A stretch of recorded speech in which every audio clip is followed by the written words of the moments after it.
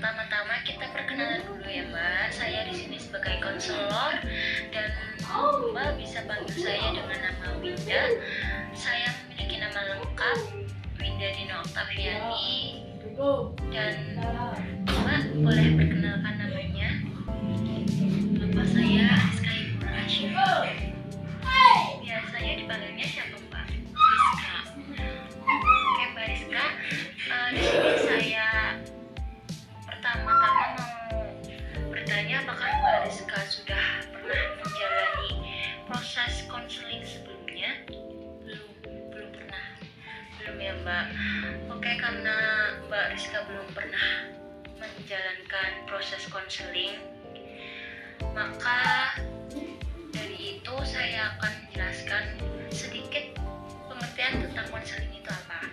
Konseling sendiri itu adalah proses pemberian bantuan yang diberikan oleh tenaga profesional, yaitu konselor saya sendiri, kepada klien yang memiliki masalah seperti Mbak Rizka. Dan di dalam konseling sendiri itu terdapat 3 asas. Yang pertama asas kerahasiaan, keterbukaan, dan kesukarelaan. Asas yang pertama yaitu kerahasiaan, di mana permasalahan yang Mbak Rizka ceritakan kepada saya akan saya jaga dan tidak akan saya bicarakan kepada siapapun. Asas yang kedua yaitu keterbukaan, di mana Mbak Rizka harus dan wajib menceritakan seluruh permasalahan yang Mbak Rizka hadapi saat ini.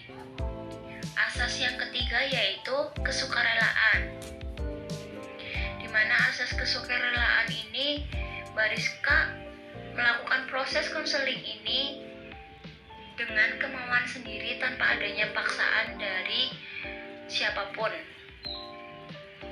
Karena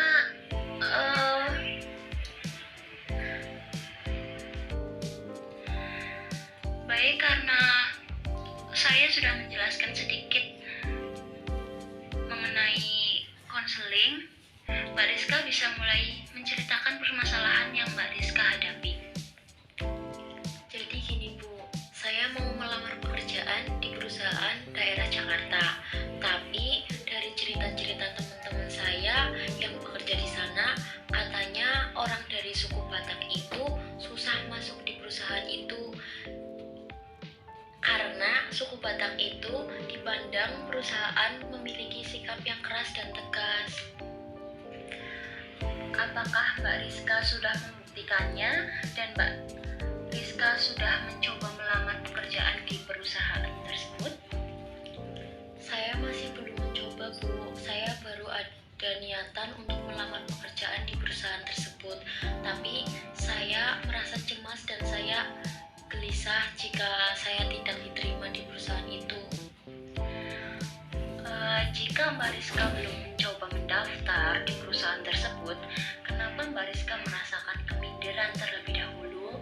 Bukannya lebih baik Mbak Rizka mencobanya dulu? Saya ingin mencoba mendaftar, akan tetapi saya masih merasa takut jika nanti saya direndahkan ataupun disudutkan karena saya berasal dari suku Batak. Saya merasakan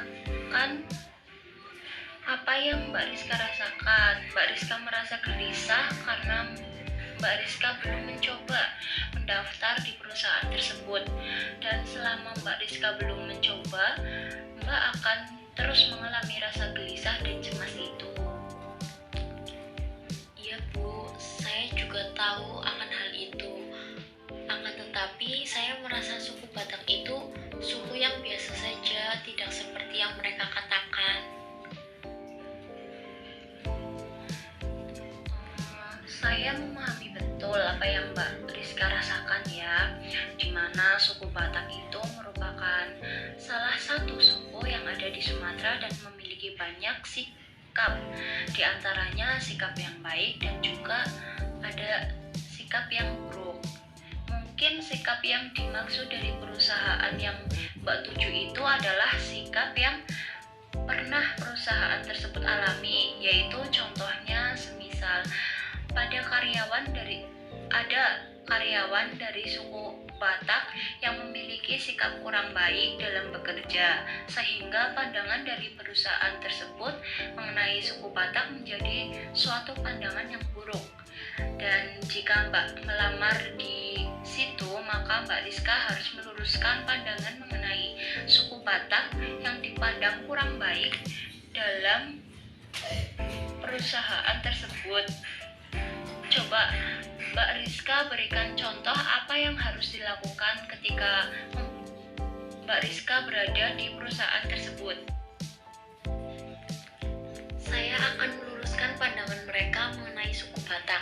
Jika mungkin itu permasalahannya, mungkin saja yang Ibu katakan tentang kemungkinan permasalahan yang terjadi di perusahaan itu benar. Jadi, saya berusaha untuk meluruskan dengan cara menunjukkan sikap profesional saya dan kegigihan saya dalam bekerja. Karena suku Batak merupakan suku di mana orang-orang itu banyak yang bersikap gigih dan pantang menyerah dalam pekerjaannya, serta sikap ambisius yang akan membuatnya memperbaiki kekurangan yang dilakukan dalam bekerja. Ya, Mbak Rizka yang dapat saya ambil kesimpulan dari yang Mbak Rizka sampaikan bahwa suku Batak itu memiliki rasa ambisius yang dapat membantu memperbaiki kekurangan dalam hal pekerjaan, serta masih banyak sifat positif dari suku Batak itu. Contohnya sikap yang pantang menyerah dan gigih, serta profesional dalam bekerja. Saya akan mencoba hal tersebut untuk meluruskan pandangan mereka mengenai suku Batak. Ya, untuk itu Mbak harus melakukan satu hal dulu. Apa yang harus Mbak Rizka tahu tentang itu? Mungkin saya harus benar-benar memberanikan diri saya untuk mendaftar terlebih dahulu di perusahaan tersebut, agar saya dapat meluruskan pandangan mengenai suku Batak dari orang-orang di perusahaan tersebut. Benar sekali Mbak Rizka. Hal yang perlu Mbak Rizka lakukan adalah mendaftar terlebih dahulu. Akan tetapi hal yang pertama Mbak harus lakukan adalah memberanikan diri dan menyiapkan diri dengan baik agar Mbak dapat mendaftar di perusahaan tersebut. Ya Bu, saya lupa. Saya akan menyiapkan diri saya untuk mendaftar di perusahaan tersebut dan mencoba menyiapkan sedikit pengetahuan saya tentang suku yang saya miliki ini, dan saya akan mencoba membuktikannya dengan sikap saya yang gigih dan bekerja keras dalam bekerja, karena itu merupakan sikap yang ada dalam suku Batak. Ya, dari hal tersebut Mbak Rizka dapat membuktikan bahwa pemikiran mereka mengenai suku Batak itu salah, dan tidak semua orang di suku Batak memiliki sikap-sikap yang kurang baik. Iya Bu, akan tetapi jika bukan itu permasalahan yang mereka masalahkan, lantas apa yang harus saya lakukan? Mbak hanya perlu mencobanya dan mencoba bertanya apa yang menyebabkan perusahaan tersebut mempertimbangkan orang dari suku Batak untuk menjadi pegawainya. Iya Bu, tapi saya merasa takut jika bukan itu permasalahan perusahaan tersebut.